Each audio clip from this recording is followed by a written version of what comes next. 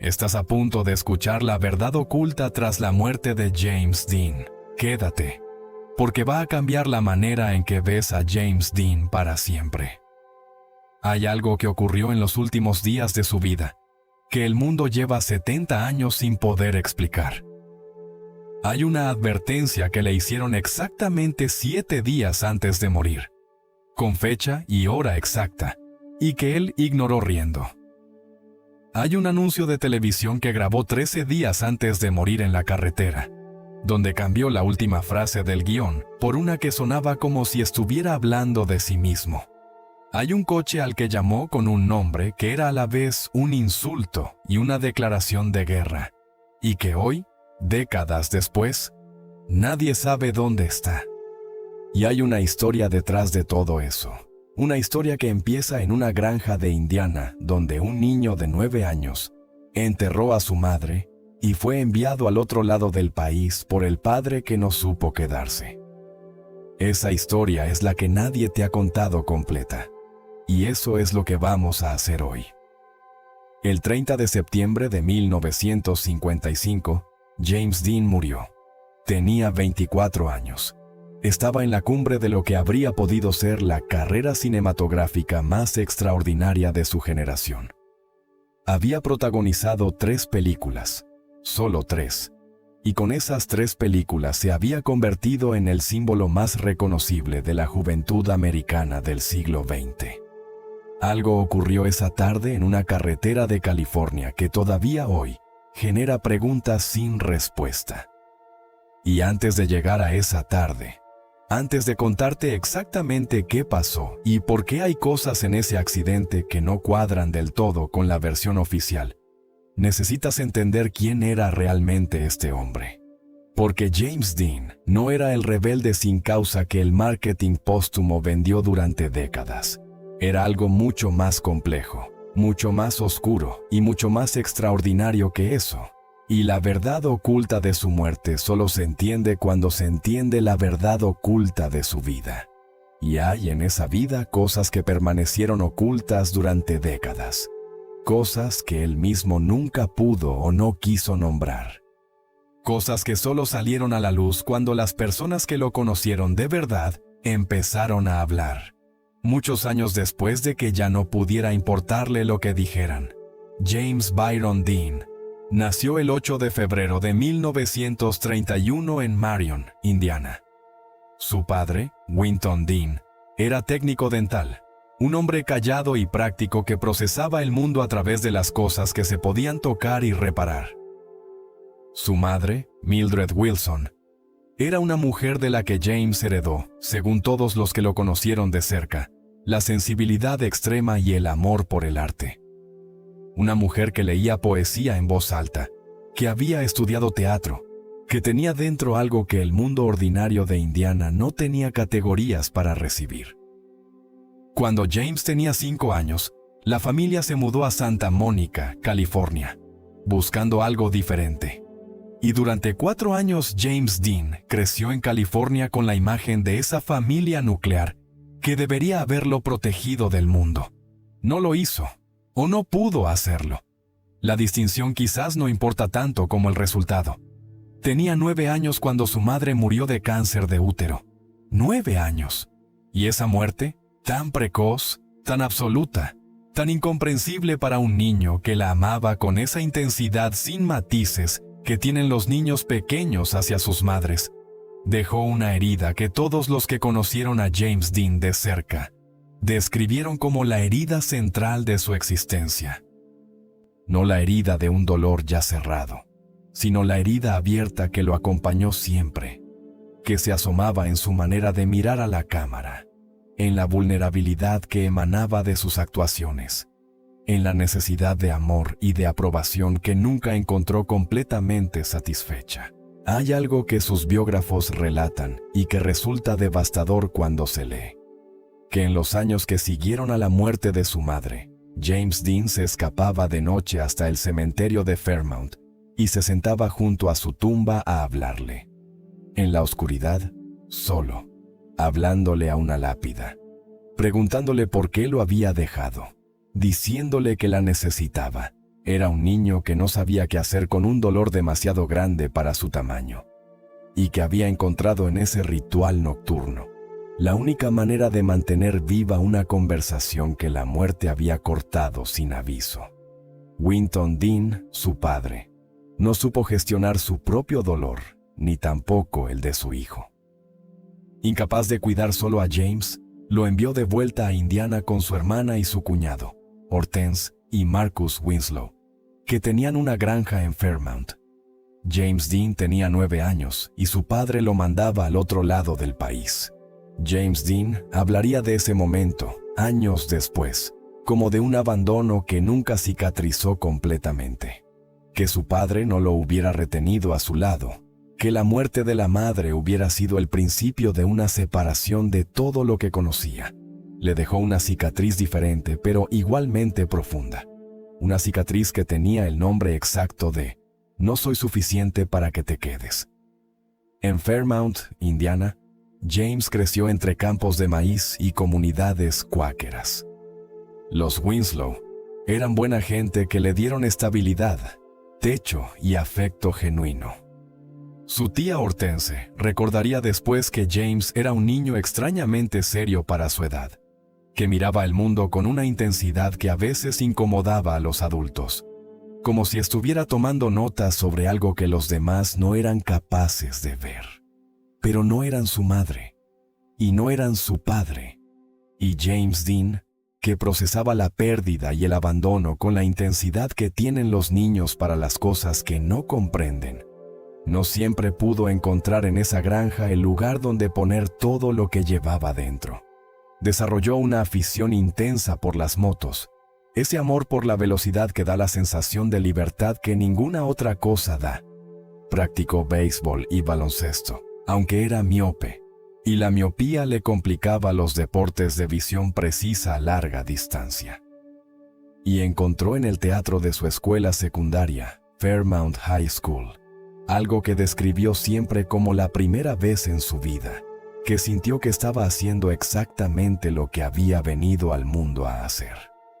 Cuando estaba en un escenario, en la piel de otro personaje, algo que habitualmente permanecía cerrado se abría de par en par. Podía llorar sin que eso fuera una debilidad. Podía querer sin que eso fuera una vulnerabilidad. Podía ser, dentro de la ficción, todo lo que en la vida real tenía que guardar celosamente para no resultar herido. El escenario era el único lugar donde el dolor que cargaba no era un problema sino una herramienta. El único lugar donde lo que lo diferenciaba de los demás, esa intensidad que a veces incomodaba, se convertía en exactamente lo que hacía que la gente no pudiera apartar la vista. Sus profesores de teatro recordaban a un alumno que no se conformaba con aprender las líneas y decirlas, que preguntaba por qué el personaje decía lo que decía, qué quería realmente, qué tenía miedo de mostrar, cuál era la distancia entre lo que el personaje decía y lo que el personaje sentía de verdad. Preguntas que los alumnos de 16 años raramente hacen. Preguntas que en James Dean no eran el resultado de un entrenamiento actoral, sino de un instinto profundo sobre la diferencia entre la superficie de las personas y su interior.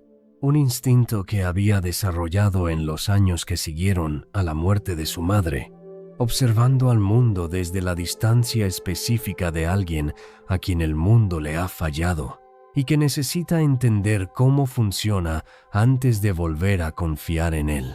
Pero hay algo más en esos años en Fairmount que marcó a James Dean de maneras que durante décadas nadie se atrevió a decir en voz alta. Y cuando lo conoces, todo lo que vino después adquiere una dimensión diferente y mucho más dolorosa. Elizabeth Taylor se convirtió en una de las amigas más cercanas de Dean durante el rodaje de Gigante. En 1997, en una entrevista para la revista POCT, Taylor dijo algo que pidió que no se publicara hasta después de su muerte. Lo que dijo fue esto: "Te voy a decir una cosa, pero es off the record hasta que muera". Cuando Jimmy tenía 11 años, empezó a sufrir abusos sexuales por parte del pastor de su iglesia, Creo que aquello le atormentó por el resto de su vida. El pastor al que Taylor se refería era el reverendo James the Weird, el hombre que se había convertido en la figura paternal más importante de la vida de James Dean en Fairmount. The Weird era quien le había enseñado a conducir, quien le había inculcado la pasión por las carreras de coches y los toros, quien lo había llevado al teatro y le había mostrado que existía ese mundo más allá de los campos de maíz de Indiana. ¿Quién le había dado dinero para que pudiera ir a Nueva York a perseguir su sueño de actuar? Era, en todos los sentidos externos, la figura protectora que un niño sin padre disponible y sin madre necesitaba desesperadamente. La persona que llenó el hueco que el abandono de Winton Dean había dejado abierto. Y era también, según los testimonios más oscuros de la historia de Dean, quien habría abusado de él en los años más vulnerables de su adolescencia, cuando era un niño de 11 años que había perdido a su madre 2 años antes, que vivía alejado de su padre, que encontraba en ese pastor la única figura de autoridad afectuosa disponible, el tipo de situación que hace al abuso posible y que hace al abusado casi imposible de proteger, la dependencia del niño de la única persona que le hace sentir visto y querido. Hay algo que hace todavía más difícil procesar esa imagen. James the Weird fue quien ofició el funeral de James Dean en octubre de 1955 en la Fairmount Friends Church. El mismo pastor que, según Elizabeth Taylor, había abusado de él, pronunció las palabras de despedida sobre su cuerpo, ante la misma comunidad de Fairmount donde todo había ocurrido. Y fue enterrado junto a The Weird en el mismo cementerio de Park Cemetery años después, cuando el pastor murió, los dos en la misma tierra de Indiana, separados por metros de distancia.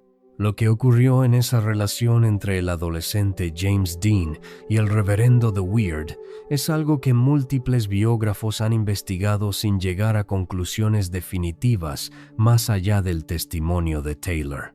Pero hay algo que sí está documentado y que es relevante, que esa relación dejó marcas profundas en la psicología de James Dean que los que le conocieron reconocían aunque no siempre nombraban.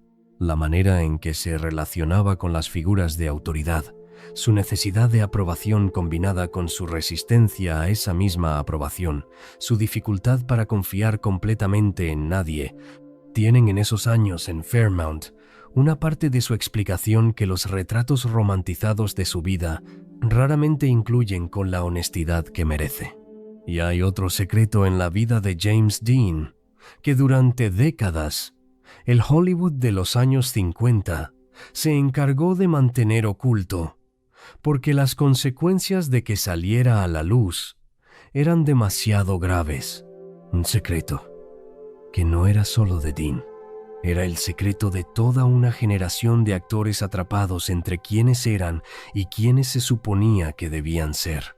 Lo que sí está documentado es que cuando se le preguntaba sobre su sexualidad, Dean respondía con una frase que se ha citado infinidad de veces. No soy homosexual, pero no voy a ir por la vida con una mano atada a la espalda. Una respuesta que en el Hollywood de los años 50, donde la homosexualidad era no solo socialmente inaceptable, sino legalmente perseguible en la mayoría de los estados, representaba una honestidad notable y arriesgada.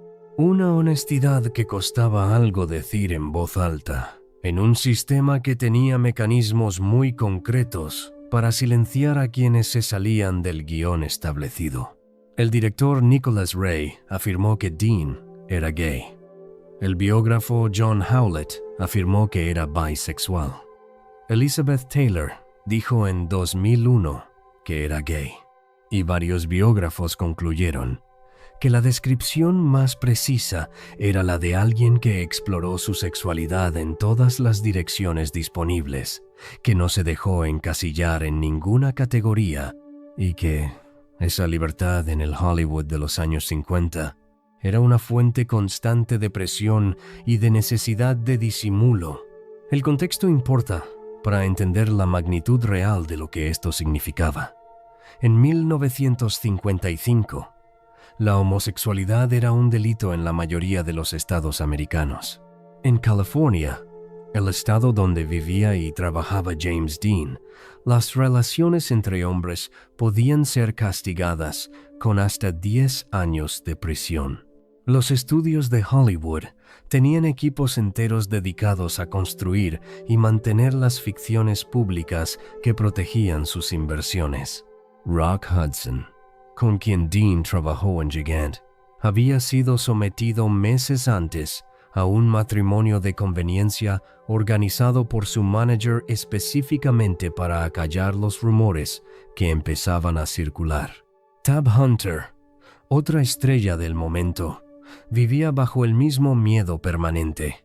Sal Mineo, el coprotagonista de Rebelde sin causa, también, en ese paisaje de secretos obligatorios, donde la verdad podía destruir una carrera de la noche a la mañana y potencialmente llevar a alguien a la cárcel, la respuesta de Dean sobre la mano atada a la espalda era casi un acto de subversión silenciosa. Hay un dato especialmente revelador sobre la complejidad de la posición de Dean. Cuando fue llamado a filas por el ejército de los Estados Unidos, James Dean se registró como homosexual para evitar el servicio militar. En aquella época, la homosexualidad estaba clasificada como trastorno mental por el gobierno americano, lo que servía como exención del servicio. Dean podría haber alegado pies planos, que también eximía, o miopía, que era real y documentada. Eligió registrarse como homosexual. Ese gesto, esa decisión de usar esa parte de su identidad, cuando le convenía mientras se veía obligado a ocultarla en otros contextos, dice algo sobre la imposible complejidad de vivir en ese mundo con esa verdad. Y dice también algo sobre la disposición de Dean a usar el sistema contra sí mismo cuando le convenía, a convertir la etiqueta que el sistema usaba para excluir en la herramienta para escapar de una de sus obligaciones. Dean no construyó la ficción pública que otros construían. No buscó la novia de conveniencia ni organizó apariciones públicas diseñadas para reforzar una imagen convencional. Vivió en esa zona gris, con una incomodidad que sus amigos cercanos reconocían, y que nadie podía resolver, porque no había manera de resolverla en el mundo de 1955. Y esa imposibilidad de ser completamente quien era, esa presión constante de tener que calibrar qué parte de sí mismo podía mostrarse en cada contexto, es una parte de su historia que los retratos romantizados de su vida raramente incluyen con la honestidad que merece. Una presión que no se iba nunca, que estaba ahí en cada entrevista, en cada fotografía, en cada aparición pública, y que se sumaba al resto del peso que ya cargaba. Pero volvamos al principio, porque antes de hablar de Hollywood, de los secretos, de las carreras de coches y del accidente que estás esperando que te cuente, hay que hablar de cómo llegó hasta allí, de los años en que nadie lo conocía y él trabajaba solo para llegar a ser conocido. Y hay algo sobre esos años que muy pocos relatos cuentan con suficiente detalle. Porque la historia de James Dean no fue la del talento descubierto de la noche a la mañana. Fue la del talento que esperó en la oscuridad durante años, que aguantó, que vivió en apartamentos que nadie más querría y que convenció al mundo de que lo que veía era real. En 1951, con 20 años, Dean dejó sus estudios en la UCLA y se fue a Nueva York. Sin dinero, sin contactos, sin ninguna garantía de que lo que buscaba existía en algún lugar accesible para alguien como él. Vivió en apartamentos pequeños en el West Side de Manhattan, que los que lo visitaron en esa época describían como espartanos. Una cama, una estufa que funcionaba a veces, libros apilados en el suelo porque no había estanterías. Dean no parecía registrar la incomodidad. Lo que le importaba era el trabajo, la posibilidad de actuar, de encontrar los personajes que tenía dentro y darles vida en un espacio donde alguien pudiera verlos. Trabajó en anuncios televisivos para pagar el alquiler. Tuvo pequeños papeles en producciones de teatro. Y fue acumulando, en esos años de Nueva York, una comprensión del oficio que iba mucho más allá de lo técnico. Era un observador obsesivo de las personas.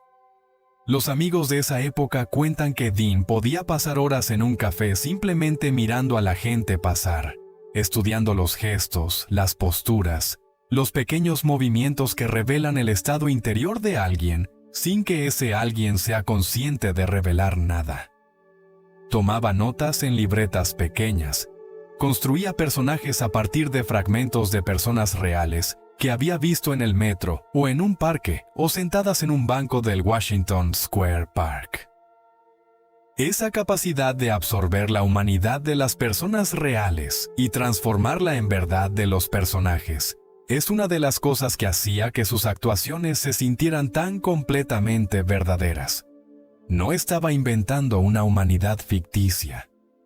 Estaba usando la humanidad que había observado y estudiado y guardado en algún lugar interior desde el que podía recuperarla cuando la necesitaba. En Nueva York, encontró la Actors Studio, el templo del método de actuación que Lee Strasberg dirigía, y allí encontró también a Marlon Brando, a quien Dean miraba con una mezcla de admiración y de rivalidad, que se desarrolla cuando alguien ve en otro lo que quiere ser él mismo. Dean llamaba a Brando por teléfono con una frecuencia que el propio Brando describió como incómoda. Imitaba sus modales y su manera de moverse hasta un punto que en Hollywood generaba comentarios. Esa influencia de Brando sobre Dean es visible en las primeras etapas de su carrera, antes de que encontrara su propio estilo, completamente suyo e inimitable. En 1952 consiguió un papel en Broadway, See the Jaguar, donde interpretaba a un adolescente que había vivido encerrado en una jaula. Un personaje que no sabía relacionarse con el mundo exterior, que se movía con la extrañeza de alguien que no conoce las reglas no escritas de la convivencia humana.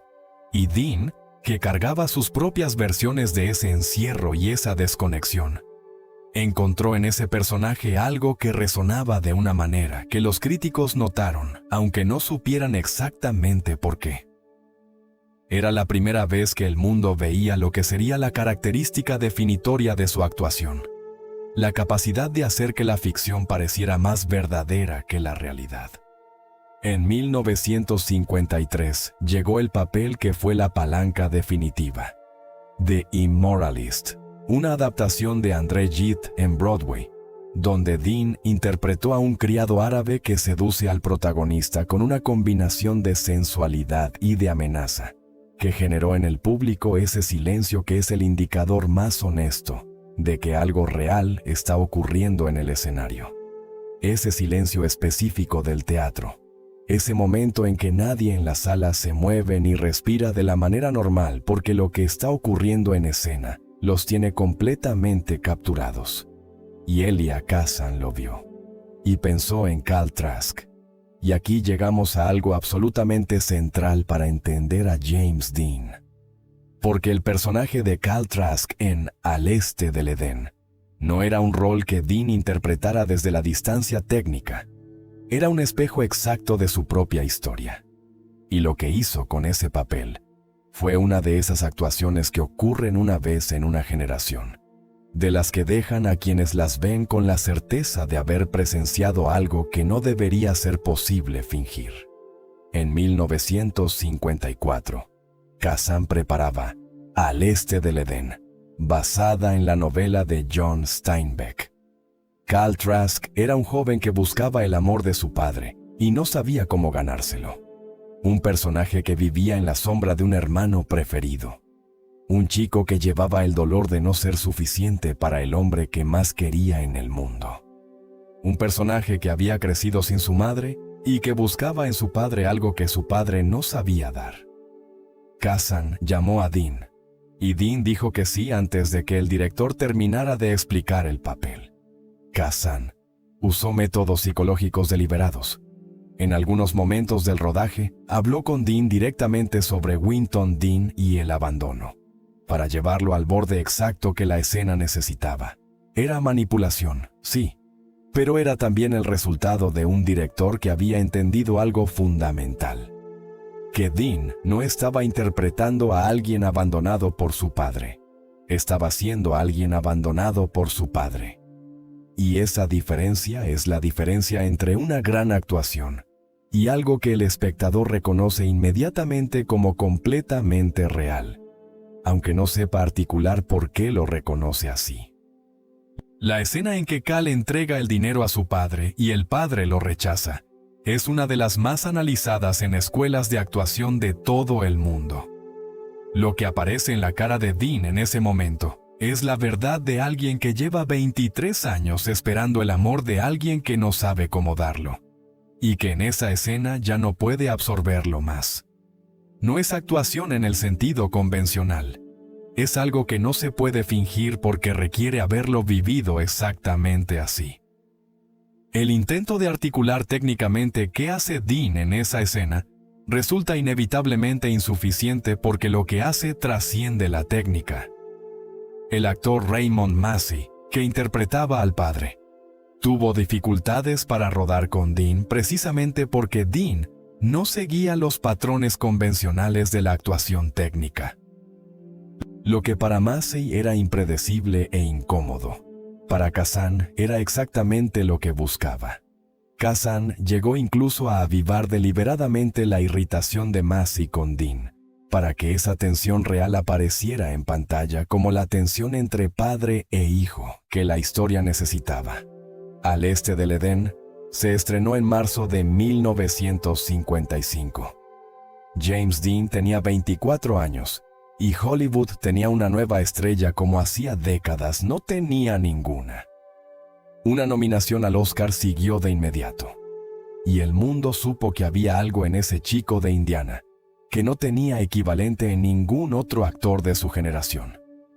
Fue en el rodaje de Al este del Edén, donde conoció a la actriz italiana Pier Angeli.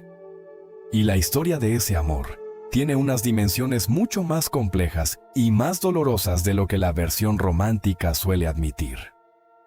Pier Angeli, cuyo nombre real era Anna Maria Pierangeli, era una actriz de enorme belleza que Hollywood había importado de Italia y cuya vida controlaba su madre con una intensidad sofocante. Era devota, sensible, con una delicadeza que encajaba con lo que Hollywood de esa época esperaba de sus importaciones europeas, y se enamoró de James Dean con una profundidad que los conocieron a los dos describían como genuina y mutua. Un amor que duró poco y que marcó a los dos de maneras que ninguno de los dos pudo nombrar completamente mientras vivieron. El problema era la madre de Pierre. Doña Enrica Pierangeli no aprobaba a James Dean. No le gustaba su manera de vestir, informal hasta el desaliño. No le gustaba su comportamiento, que en el Hollywood convencional de los años 50 se leía como extravagante y deliberadamente provocador. No le gustaba que no fuera católico. Y sobre todo no le gustaba que fuera el tipo de hombre que podría sacar a su hija del control que ella ejercía sobre ella con la intensidad de quien sabe que su influencia tiene fecha de caducidad. Pierangeli se comprometió con el cantante Vic Damone, un hombre católico, convencional, de buena familia italiana, aprobado por la madre en todos los aspectos que la madre consideraba relevantes. Y el día de la boda, en septiembre de 1954, mientras la ceremonia religiosa se celebraba en el interior de la iglesia y Pierangeli se convertía en la señora Damone, James Dean apareció en la calle de enfrente en su motocicleta y aceleró el motor una y otra vez. Un rugido mecánico que era un grito que no encontraba palabras. La única manera que tenía de decir en voz alta lo que no podía decir dentro, porque no había ningún lugar adentro donde se lo permitieran decir. La boda se celebró. Dean se fue. La calle quedó en silencio, y ambos siguieron sus vidas en la dirección que habían tomado. Pierangeli se divorció de Vic Damone en 1958. Intentó rehacer su vida y su carrera durante los años siguientes con una dificultad creciente. En septiembre de 1971, en Beverly Hills, a los 39 años, Pierangeli murió de una sobredosis de barbitúricos. Era el 16 de septiembre, 16 días después del aniversario de la muerte de James Dean. Su hermana Marisa Pavan, también actriz, dijo que nunca había podido olvidar a James Dean, que ese amor había sido algo que Pierre no había podido dejar atrás completamente en todos los años que siguieron. Hay algo en esa historia que dice algo sobre la manera en que James Dean pasó por las vidas de las personas que lo amaron, no como algo que se podía contener ni gestionar ni sustituir, como algo que dejaba una marca tan específica que el tiempo no terminaba de borrarla. Y mientras todo esto ocurría en su vida personal, la carrera de Dean avanzaba con la velocidad de alguien que en algún lugar que no puede nombrar, siente que el tiempo disponible es menos del que debería ser. En 1955, rodó Rebelde sin causa con Nicholas Ray, junto a Natalie Wood y Sal Mineo, y comenzó a rodar Gigante con George Stevens, Elizabeth Taylor y Rock Hudson, 3 producciones en menos de 2 años. Un ritmo que agotaría a cualquiera y que Dean mantenía con la urgencia específica de alguien que sabe, sin saber exactamente por qué lo sabe, que no puede perder tiempo. El rodaje de Rebelde sin causa fue donde se cristalizó definitivamente la imagen de James Dean, que el mundo lleva 70 años reconociendo. Jim Stark, el adolescente de chaqueta roja que busca un padre que lo ame sin condiciones, que encuentra en la amistad y en el amor algo que el mundo adulto de los años 50 no entiende y no tolera. Un personaje que era James Dean y que era también todos los jóvenes que se sentaron en un cine ese año y reconocieron en ese chico de la pantalla algo que llevaban dentro y no sabían cómo nombrar. Nicholas Ray entendía a los actores heridos de una manera especial. La famosa escena del planetario, donde Jim Stark y Plato y Judy se refugian de noche en el edificio vacío y crean durante unas horas la familia que ninguno de los 3 tiene en casa, fue improvisada en gran medida. Dean, Wood y Mineo habían pasado tiempo juntos fuera del rodaje con la intención explícita de crear la conexión real que la escena requería. Y cuando rodaron, lo que la cámara captó era esa conexión, no la representación de esa conexión. Hay una diferencia que el espectador siente, aunque no siempre pueda articular qué es exactamente lo que la produce. Natalie Wood, que tenía 16 años durante el rodaje, dijo que era difícil, después de rodar con Dean, volver a actuar con cualquier otro actor de la manera convencional, porque Dean había establecido un estándar de presencia real que hacía que todo lo demás pareciera, en comparación, fabricado. Que cuando miraba a Dean en una escena, no sentía que estaba mirando a un actor, sentía que estaba mirando a una persona. Y que esa diferencia que parece pequeña cuando se describe en palabras, es en realidad la diferencia más grande que existe en el cine. Sal Mineo, el coprotagonista, era gay y lo ocultaba con la misma presión con que Dean gestionaba su propia sexualidad en ese Hollywood de las convenciones y los secretos obligatorios. Entre los dos hubo una complicidad específica, ese entendimiento de quien comparte un peso que el mundo exterior no puede ver, y esa complicidad es visible en las escenas que comparten. La manera en que Plato mira a Jim Stark en la película es la manera en que alguien mira a alguien que entiende exactamente lo que sientes, sin que tengas que explicarlo. En Gigante, la relación con Elizabeth Taylor se convirtió en la amistad más profunda que Dean tuvo en Hollywood. Taylor era alguien que también llevaba heridas de infancia, que también entendía lo que era crecer demasiado rápido bajo una presión que ningún niño debería soportar. En las pausas del rodaje bajo el sol de Teas, los dos hablaron de cosas que Dean raramente compartía con nadie. Las conversaciones sobre el pastor de Weird ocurrieron durante esas semanas. Las confesiones que Taylor guardaría durante 40 años antes de revelarlas en la entrevista de 1997. Con Rock Hudson, en ese mismo rodaje, la relación fue diferente. Los dos compartían el secreto de una sexualidad que Hollywood no podía saber. Hudson había construido una elaborada ficción pública de heterosexualidad que mantendría durante décadas. Y Dean, según los testimonios más documentados, hizo comentarios sobre eso en el set de maneras que Hudson encontraba hirientes. No es una parte bonita de la historia de Dean, pero es una parte real. Y dice algo sobre los mecanismos de defensa que las personas heridas desarrollan a veces contra quienes más se les parecen. Warner Brothers había prohibido a Dean participar en carreras de automóviles durante el rodaje de Gigante. La prohibición duró mientras duró el rodaje. En cuanto Gigante terminó, en agosto de 1955, Dean fue directo a prepararse para la siguiente carrera. Como si esa contención forzada hubiera acumulado una presión que necesitaba liberarse de inmediato. Como si esperar no fuera algo que su organismo supiera hacer bien. Y aquí empieza la parte de esta historia que has estado esperando desde el principio. El mes de septiembre de 1955. 30 días que, cuando los lees uno a uno, producen una sensación que es muy difícil de nombrar. Como si el tiempo se hubiera comprimido. Como si todo estuviera ocurriendo demasiado rápido y al mismo tiempo con una claridad premonitoria que resulta imposible de ignorar en retrospectiva. El 13 de septiembre, James Dean grabó un anuncio de seguridad vial para el Consejo Nacional de Seguridad. El anuncio fue conducido por el actor Geek Young en formato de entrevista conversacional.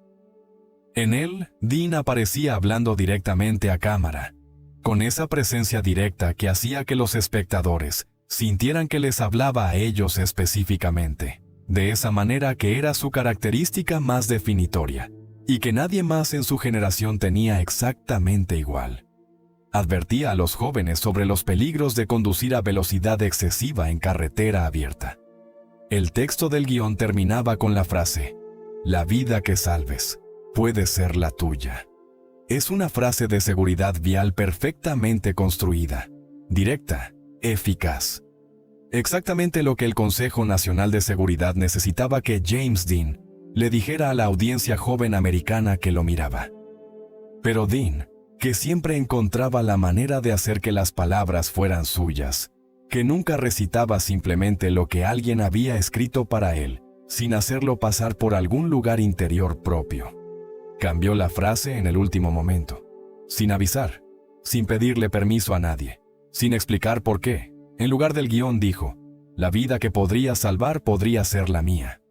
Una pequeña variación gramatical. Puede ser la tuya versus podría ser la mía. Pero el cambio de perspectiva es radical. El original habla al espectador sobre su propia vida. El de Dean habla al espectador sobre la vida del propio Dean. Lo convierte de instructor en sujeto, de quien advierte en quién podría necesitar ser salvado. 13 días después, murió en la carretera. Hay personas que cuando conocen ese detalle, lo leen como una premonición, como si Dean supiera algo que no podía saber. Otros lo leen como una simple preferencia estilística de un actor, que siempre reescribía las palabras que no le parecían del todo suyas. Los dos son posibles. Lo que resulta imposible de ignorar es que James Dean, 13 días antes de morir en un accidente de carretera, cambió el texto de un anuncio de seguridad vial para que hablara de su propia muerte posible en primera persona. Y que dijo esas palabras mirando directamente a la cámara, con la misma intensidad con que miraba a la cámara en todas las escenas que el mundo recordaría siempre. Con la misma mirada que hacía que el espectador sintiera que ese hombre lo estaba mirando directamente a él. El 21 de septiembre, 9 días antes de morir, Dean fue al concesionario Competition Motors de Hollywood y cambió su Porsche Speedster por el modelo más nuevo y más peligroso de la gama, el Porsche 550 Spyder. Pagó $7,000. Era una máquina de competición pura, ligero, bajo, brutalmente poderoso para su tamaño. Los pilotos profesionales de la época lo describían como extremadamente difícil de dominar. Un coche que te recompensaba cuando lo llevabas bien y que castigaba con una rapidez brutal cualquier error de cálculo. Hay algo sobre la pasión de James Dean por las carreras de automóviles que resulta importante entender en contexto, porque explica por qué siguió haciéndolo a pesar de todo. No era una afición ocasional ni el hobby de un famoso con dinero y tiempo libre. Era una pasión que Dean describía en términos que resonaban con su manera de hablar de la actuación, como algo que exigía entrega total, presencia absoluta, la suspensión completa de cualquier pensamiento ajeno al momento presente. Cuando conducía en un circuito, Dean experimentaba algo que en la vida ordinaria era difícil de encontrar. Un estado donde la mente no podía divagar hacia el pasado, donde el dolor de la infancia y los secretos y las presiones de Hollywood no tenían espacio, donde la única realidad era el coche, el asfalto y el instante que estaba ocurriendo. Para alguien que cargaba el peso emocional que cargaba Dean, esa suspensión del pensamiento que la velocidad extrema imponía era algo más que una emoción deportiva. Era una forma de descanso que no encontraba de ninguna otra manera. Había corrido su primera carrera profesional en Palm Springs en marzo de 1955. Ganó la categoría de novatos. En Bakersfield en mayo, primero en su clase. Tenía talento real. Tenía reflejos excepcionales y ese instinto que no se aprende del todo, sino que se trae. Pero también era miope. Una miopía documentada desde la infancia, y llevaba los coches al límite antes de lo que los pilotos más experimentados consideraban prudente. Dos características que, combinadas con el nuevo Porsche y una carretera desértica en California al atardecer, formarían la ecuación perfecta para el desastre. Dean le pidió al artista Dean Jeffries que pintara en el capó y las puertas el número 130. Y le pidió también un nombre. El nombre venía de una historia específica. Jack Warner, el presidente de Warner Brothers, había llamado a Dean Little Bastard en algún momento de su conflictiva relación con el estudio, y Dean había decidido convertir ese insulto en un emblema de desafío. Little Bastard. Pequeño bastardo. Ese fue el nombre que le puso al coche. La misma lógica que había convertido el dolor de la infancia en personajes de pantalla. Tomar lo que el mundo te lanza como arma y convertirlo en bandera propia. Lo tuvo 9 días. Y aquí llegamos al momento que hace que esta historia sea diferente de cualquier otra historia de accidente de carretera. Porque 7 días exactos antes de morir, James Dean tuvo una conversación que desde entonces nadie ha podido explicar completamente.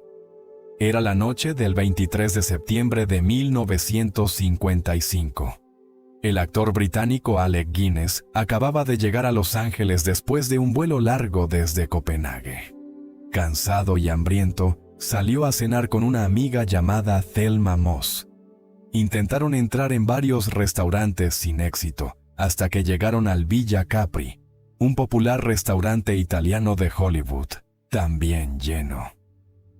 Cuando se disponían a marcharse, Guinness escuchó pasos corriendo detrás de él. Se giró y se encontró cara a cara con un joven que no conocía. El joven se presentó. «Mi nombre es James Dean. Estaba en ese restaurante y vi que no podíais entrar. ¿Os gustaría uniros a mi mesa?» Guinness aceptó. Pero antes de entrar al restaurante, Dean quiso mostrarle su nuevo coche, aparcado en el patio. El Porsche 550 Spyder plateado, con el número 130 y el nombre Little Bastard, pintados en el capó. Guinness miró ese coche. y algo vino sobre él que no podía identificar, pero que lo llevó a escuchar su propia voz, decir cosas que él mismo no había decidido decir. Le dijo a James Dean: «Por favor, no te subas nunca a ese coche». Miró su reloj. Eran las 10 de la noche del viernes 23 de septiembre. Y dijo: «Si te subes a ese coche, estarás muerto a esta hora la próxima semana». Dean se rió. «Oh, vamos, no seas tan malo». Y los dos entraron al restaurante y tuvieron una cena encantadora. Guinness describió a Dean como encantador, vivo, lleno de energía, como alguien con quien habría querido pasar más tiempo. El viernes siguiente, a las 5:45 de la tarde, James Dean murió en ese coche. Guinness lo contó con la serenidad de quien sabe que lo que dice suena increíble, y sin embargo es la verdad de lo que ocurrió. Lo relató en una entrevista con Michael Parkinson en la BBC en 1977, y lo escribió en su autobiografía en 1985. 2 décadas después del accidente, 2 oportunidades distintas de contar la historia, y los elementos centrales permanecieron consistentes. Fue una experiencia muy, muy extraña. Me caía muy bien. Me habría encantado conocerlo mejor. Hay investigadores que señalan inconsistencias en las diferentes versiones que Guinness contó a lo largo de los años. Eso es legítimo y hay que decirlo. Lo que sí es un hecho documentado es que la conversación ocurrió, que Guinness la relató públicamente en múltiples ocasiones con una consistencia notable en los elementos centrales, y que el coche sobre el que hizo esa advertencia fue el coche en que James Dean murió 7 días después. Guinness era un actor con décadas de carrera, una reputación impecable y ninguna razón comercial ni personal para inventar o exagerar esa historia.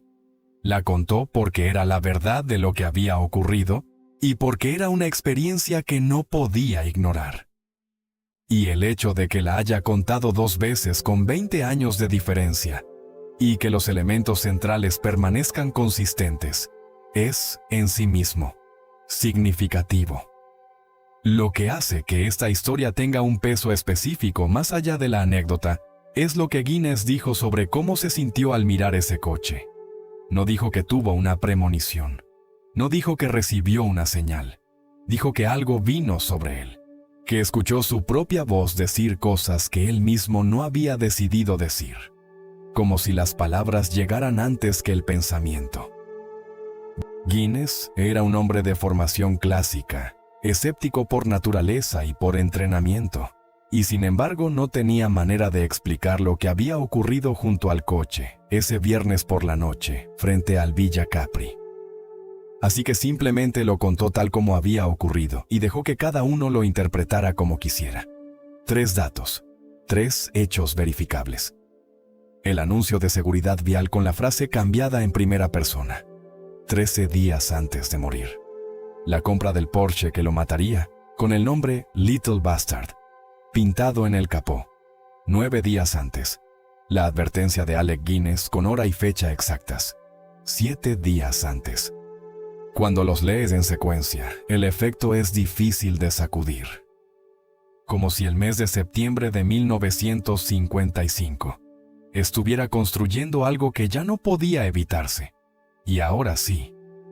Ahora te cuento exactamente qué pasó esa tarde en la carretera, porque hay detalles del accidente que la historia oficial nunca explica, y que cuando los conoces, cambian la manera en que entiendes todo lo que ocurrió.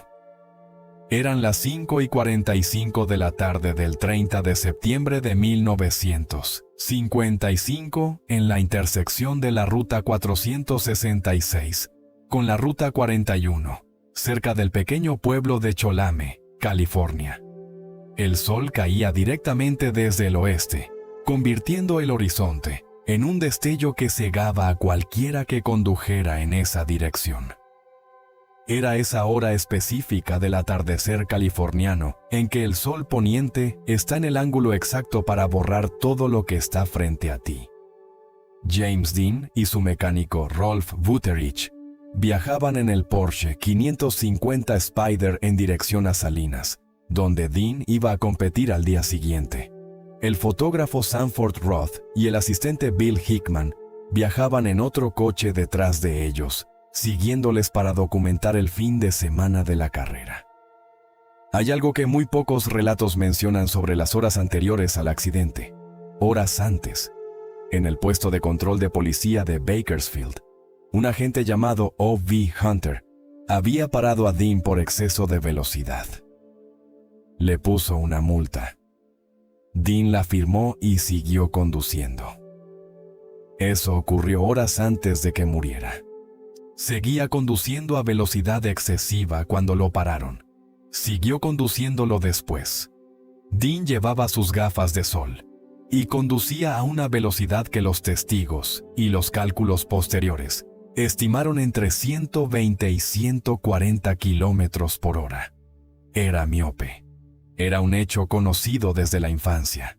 Si en ese momento llevaba la corrección óptica adecuada para ver con claridad a larga distancia en las condiciones de luz de ese atardecer, es algo que nadie pudo confirmar después. Un Ford Tudor de 1950 conducido por un estudiante universitario de 23 años llamado Donald Turnipseed venía en dirección contraria. Turnipseed necesitaba girar a la izquierda para tomar el desvío hacia Tulare. El sol estaba exactamente en el ángulo que borraba lo que venía de frente. No está documentado si vio el Porsche o si simplemente no lo vio a tiempo. Turnipseed siempre dijo, en las pocas ocasiones en que habló del accidente antes de cerrar para siempre ese capítulo de su vida, que no lo vio hasta que fue demasiado tarde. El Porsche 550 Spider, pequeño, bajo, plateado, casi invisible contra el destello del sol poniente, no pudo frenar. El impacto fue casi frontal. El Porsche quedó destrozado. James Dean, con 24 años, murió en el acto de una fractura de cuello y heridas internas masivas. Su mecánico, Rolf Wutterich, fue lanzado fuera del vehículo y sobrevivió gravemente herido. Donald Turnipseed salió con heridas menores en la cara. El fotógrafo Sanford Roth, que viajaba en el coche de detrás y que presenció el impacto desde escasos metros, hizo las primeras fotografías de la escena. Son fotografías que nunca se publicaron. Lo que vio esa tarde y lo que fotografió, y lo que escribió después a sus amigos sobre la experiencia, describe algo que nunca pudo procesar completamente hasta el final de su vida. Y ahora viene la parte que casi nadie cuenta. Lo que ocurrió después con ese coche. Porque la historia del Little Bastard no termina en esa carretera de California. Lo que ocurrió con sus piezas en los años siguientes es una de las cadenas de eventos más perturbadoras que el mundo del automóvil ha registrado jamás. Una cadena que, cuando la lees de principio a fin, produce una sensación que es muy difícil de sacudir. El coche fue declarado pérdida total por la compañía de seguros. A través de un desguace de Burbank, los restos llegaron a manos del Dr. William Eschrich, un médico y piloto aficionado que había competido en los mismos eventos que Dean ese mismo año, y que había buscado específicamente los restos del Little Bastard cuando supo que estaban disponibles. Eschrich instaló el motor del Little Bastard en su propio Lotus 9 de competición y vendió la transmisión y las partes de suspensión a otro piloto médico llamado Troy McHenry.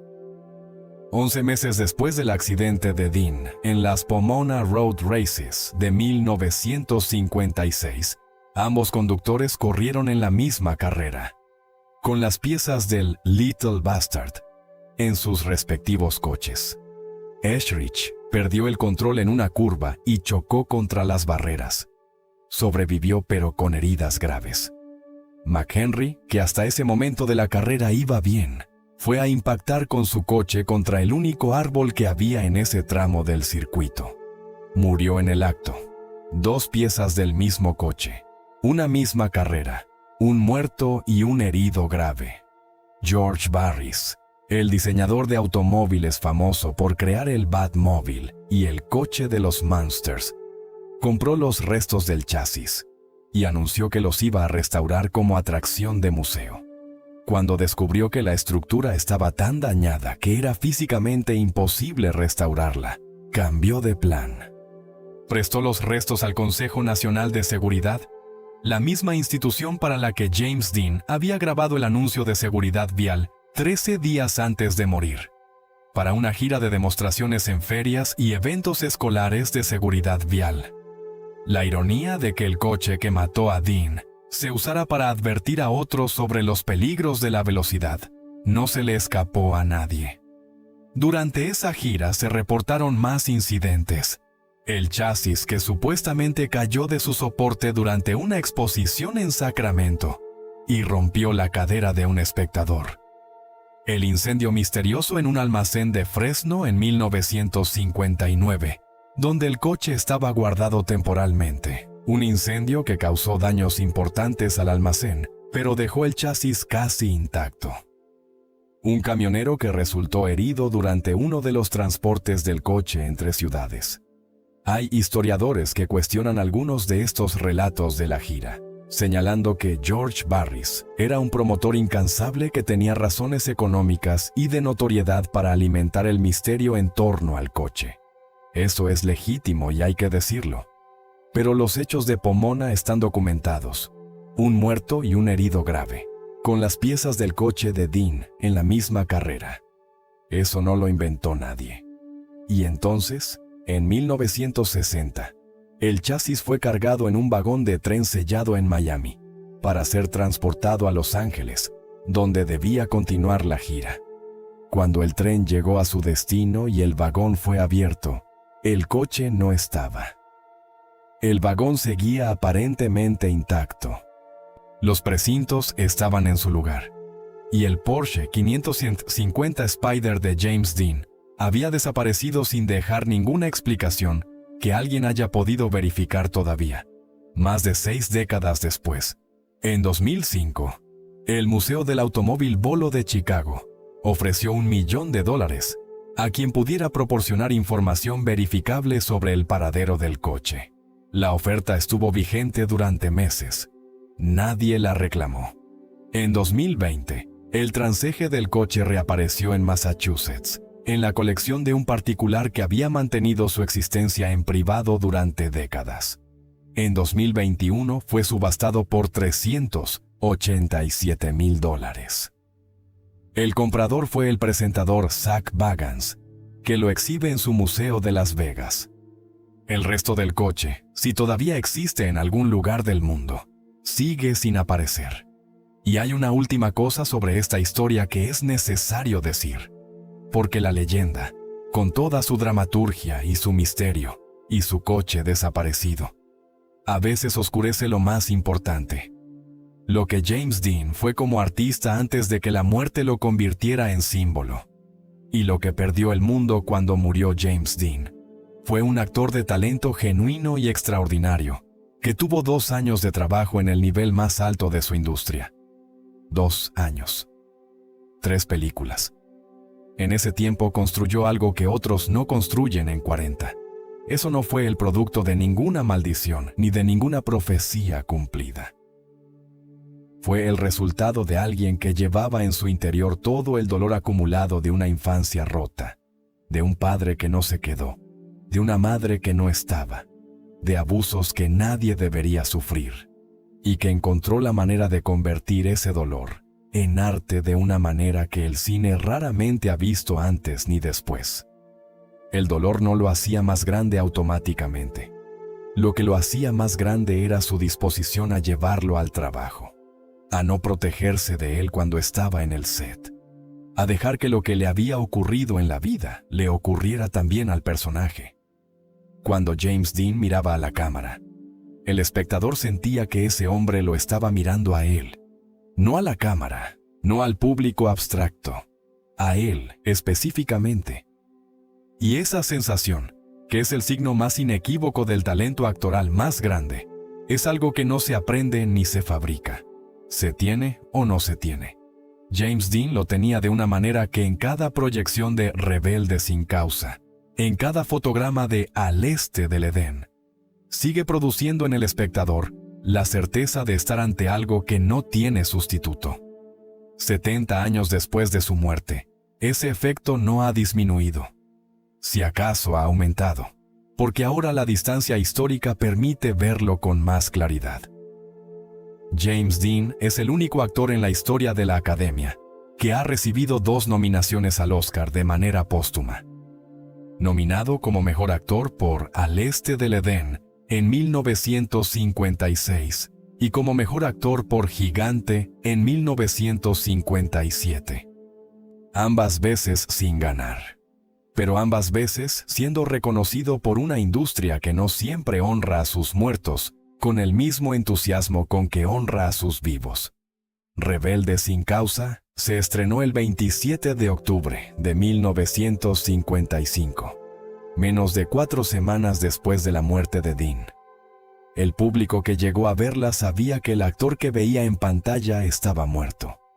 Y esa dimensión, ese peso de la realidad sobre la ficción, convirtió a la película en algo más que un drama adolescente. Se convirtió en un documento de época, en el retrato de una generación, en la imagen que definió lo que significaba ser joven y estar confundido en la América de la posguerra. Gigante se estrenó un año después de su muerte. La actuación póstuma de Dean fue nominada al Oscar. Era un personaje diferente. Jed Rink, el vaquero pobre que pasa décadas viendo cómo la vida que quería pertenece a otros, que se enriquece pero no puede comprar lo que de verdad necesita. Un personaje más oscuro, más amargo, más difícil de querer. Y Dean lo había construido con la misma verdad que los anteriores, encontrando en ese hombre resentido y solo algo que resonaba con partes de sí mismo que quizás prefería no mirar directamente. La fotografía que Dennis Stock tomó de Dean en febrero de 1955, 8 meses antes de su muerte, sigue siendo una de las imágenes más reproducidas de toda la historia de la fotografía de celebridades. Dean caminando solo por Times Square, bajo la lluvia con las manos en los bolsillos y un cigarrillo en la boca, con la mirada perdida en algún punto que no es el objetivo de la cámara. Una imagen que captura algo que no tiene equivalente en ningún retrato de ningún otro actor de su generación. La soledad elegida. La presencia completa de alguien que no necesita que nadie lo acompañe para ocupar completamente el espacio en que existe. Stock la tomó durante un reportaje para la revista Life. Y lo que captó fue la imagen perfecta del tipo de persona que Dean representaba para el mundo. El joven solo en medio de la multitud. El que pertenece a ningún lugar concreto porque lleva dentro el peso de todos los lugares que perdió. Elvis Presley llegó al escenario popular americano justo cuando James Dean moría. 2 figuras del mismo impulso de ruptura, desde territorios distintos.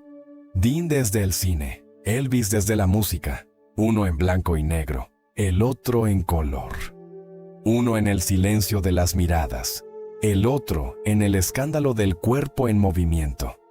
Y el espacio cultural que abrieron los dos juntos, en ese mismo año de 1955, cambió para siempre la manera en que una generación entendía que podía existir en el mundo.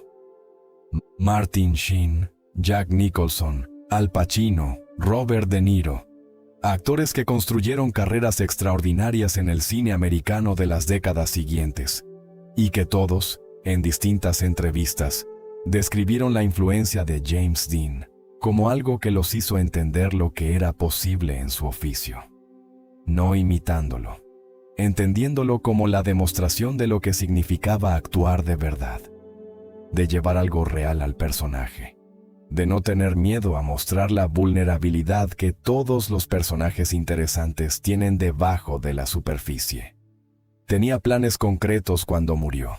Quería interpretar a Billy the Kid.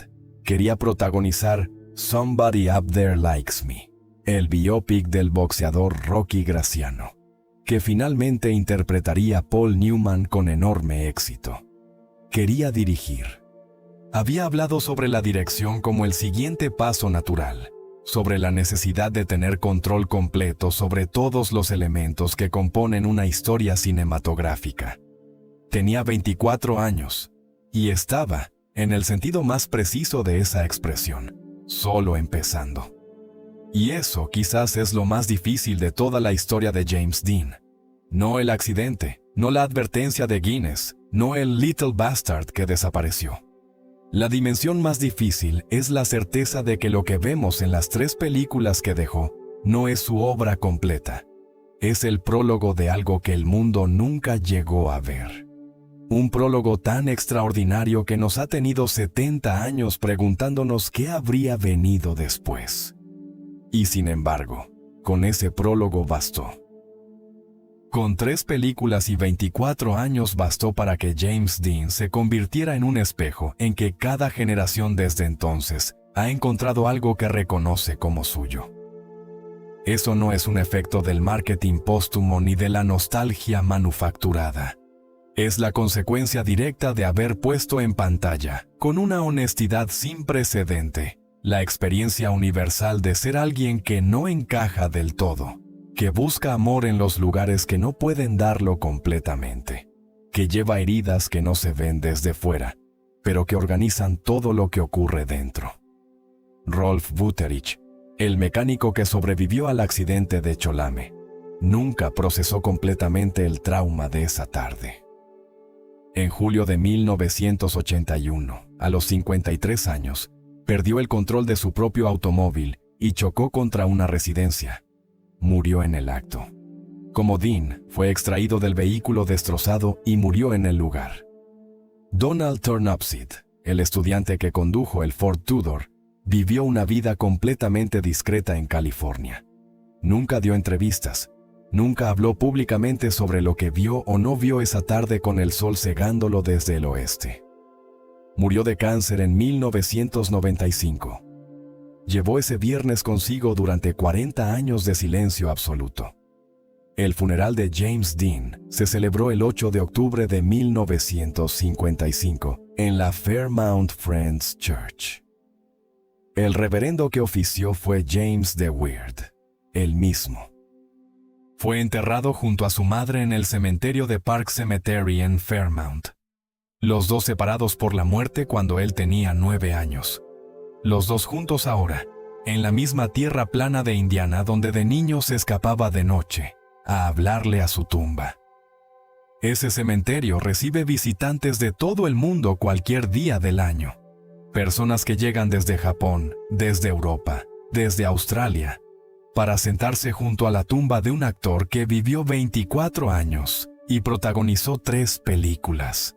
Dejan flores, dejan cartas escritas a mano, dejan objetos personales que tienen significado para ellos, aunque nadie más pueda entender exactamente por qué.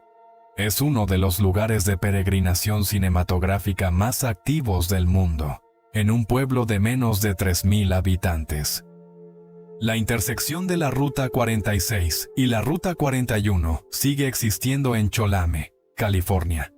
Hay un árbol de aluminio con una placa, instalado en 1977 por un empresario japonés llamado Seita Onishi, que hizo el viaje desde Japón específicamente para honrar a Dean. El lugar parece demasiado ordinario para la historia que contiene. Demasiado tranquilo, demasiado silencioso para ser el lugar donde el mundo perdió a James Dean. El Little Bastard sigue desaparecido. Y en cierta manera eso es coherente con toda la historia. La vida de James Dean fue también un misterio que nunca se resolvió del todo. Un hombre que se conoció y no se conoció al mismo tiempo. Que vivió con intensidad y en silencio al mismo tiempo. Que fue muchas cosas distintas para muchas personas distintas, sin ser completamente ninguna de ellas para nadie. Que murió a los 24 años dejando el trabajo incompleto, pero con suficiente ya hecho para que 70 años después, el mundo siga haciendo el viaje hasta un cementerio de Indiana a dejarle flores. ¿Qué te lleva a ti de esta historia? ¿Qué cambia en la manera en que ves a James Dean ahora que conoces la infancia que tuvo? Los secretos que cargó, la advertencia que ignoró riendo, y lo que realmente ocurrió esa tarde en la carretera de California? Esa es la pregunta que la historia de James Dean siempre deja abierta, porque era el tipo de persona sobre la que nunca se puede decir la última palabra. Si la verdad oculta tras la muerte de James Dean te impactó como nos impactó a nosotros, suscríbete al canal para no perderte nada. Y no puedes perderte el próximo video en el que hablaremos sobre otra vida legendaria truncada demasiado pronto, con secretos y verdades que la historia oficial lleva décadas ocultando.